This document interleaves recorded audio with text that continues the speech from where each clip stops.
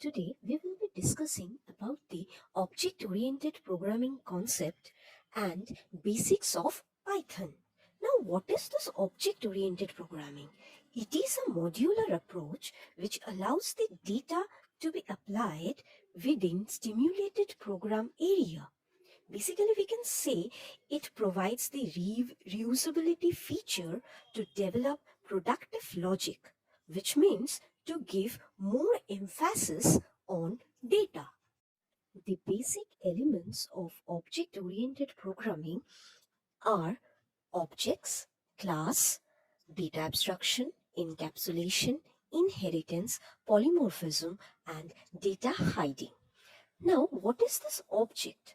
Basically, object is a unique entity which contains data and functions together in object-oriented programming. That is the characteristics and behavior. Now, what is this class? Class is a set of objects. That means each object of a class possesses same attributes and common behavior defined within the class. Since an object is the product of a class, hence class is also called an object factory. Let's take an example of a class as car that can be defined by using characteristics and behavior. The name of the class is car. Now, the different objects within it are Honda, Nano, Maruti, Suzuki, etc.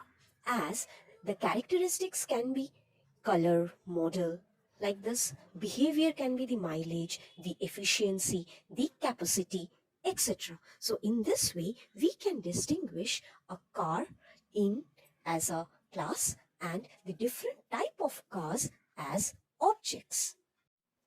Data abstraction is the act of representing the essential features without knowing the background details.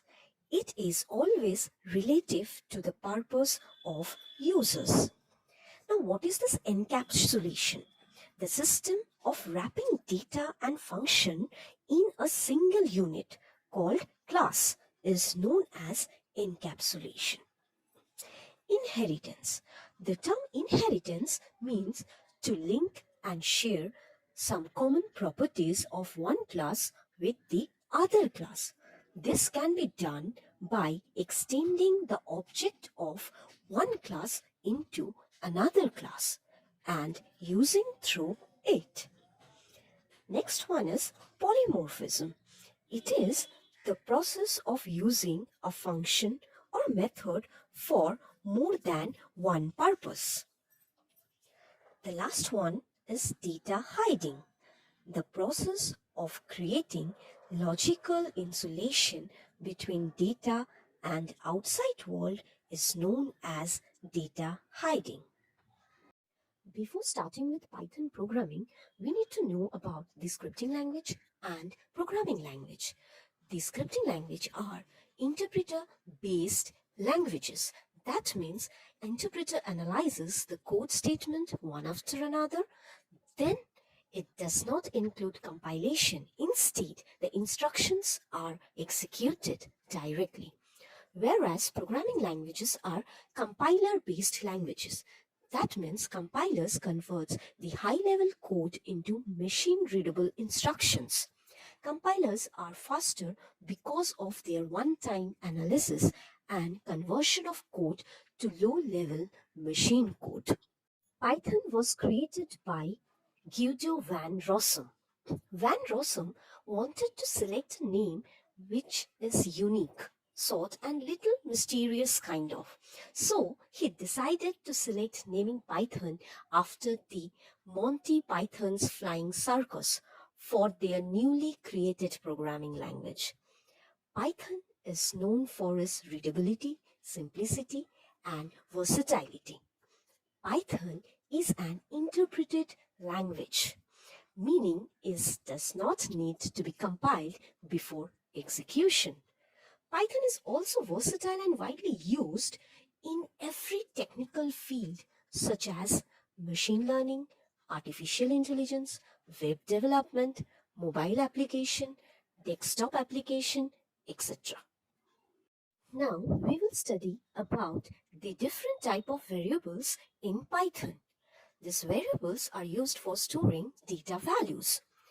There is no command for declaring a variable. Very important thing to remember is variable names are case sensitive.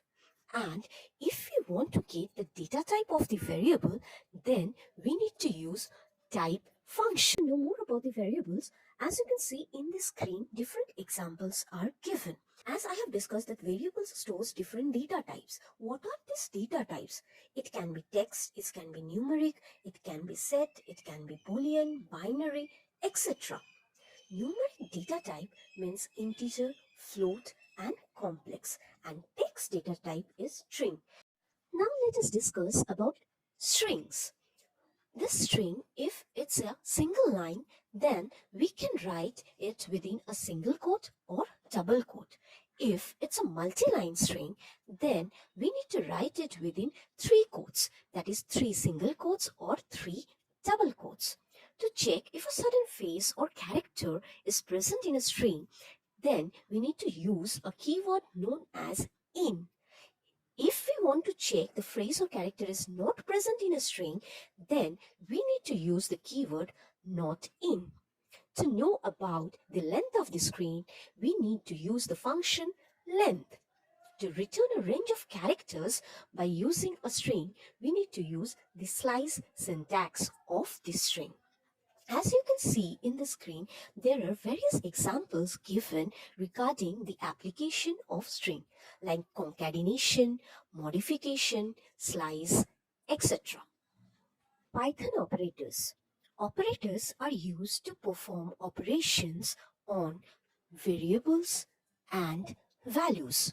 There are different type of operators like arithmetic, assignment, comparison, logical, identity, membership, and bitwise. Arithmetic operators are used with numeric values to perform common mathematical operations like addition, subtraction, multiplication, division, etc. Assignment operators are used to assign values to variables like x equal to 5. That means with the help of equal to operator, we are assigning the value of x as 5. Comparison operators are used to compare two values. X equal to y. That means x and y are the same thing. Logical operators are used to combine conditional statements. That means the and, or, and not operators.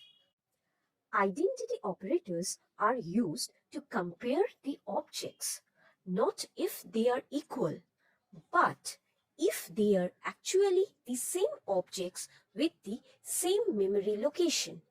That is the is and is not operator. Membership operators are used to test if a sequence is presented in an object. That is, in and not in operator. Twice operators are used to compare basically the binary numbers. The operators which are used over here are and, or, XOR, NOT, etc. Order precedence means the order in which operations are performed. As you can see in the screens, the examples are given. List. Lists are used to store multiple items in a single variable. Lists are created using square brackets. That means the third bracket. List items are ordered, changeable, and allow duplicate values. List items are indexed. The first item has index 0, the second item has index 1, and so on. Since lists are indexed, list can have items with the same value. The list is changeable, meaning that we can change, add, and remove items in a list after it has been created. As you can see in the screen, different implementation of list is given. Next is tuple. Tuples are used to store multiple items in a single variable. Tuples are written with round brackets. That means the first brackets. Tuple items are ordered, unchangeable, and allow duplicate values. Tuple items are indexed. The first item has index 0 and the second is index 1 and so on. Since tuples are indexed, they can have items with the same value, just like list. Tuples are ordered. It means that the item have a defined order and that order will not change. Tuples are unchangeables, meaning that we cannot change, add, or remove items after the tuple has been created. Sets are used to store multiple items in a single variable. Set items are unchangeable, but you can remove items and add new items. Sets are written with curly brackets. That means with the second bracket. Unordered means that the items in a set do not have a defined order.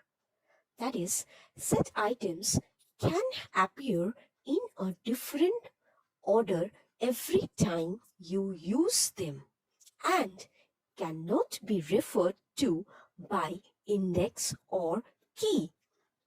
Set items are unchangeable, meaning that we cannot change the items after the set has been created. Sets cannot have two items with the same value.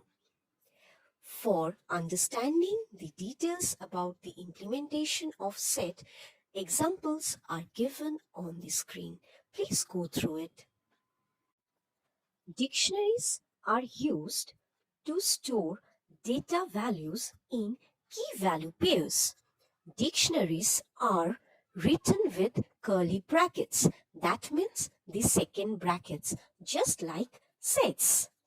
Dictionary items are presented in key value pairs and can be referred to by using the key name. Dictionaries are changeable. Thank you for listening. Thank you for listening.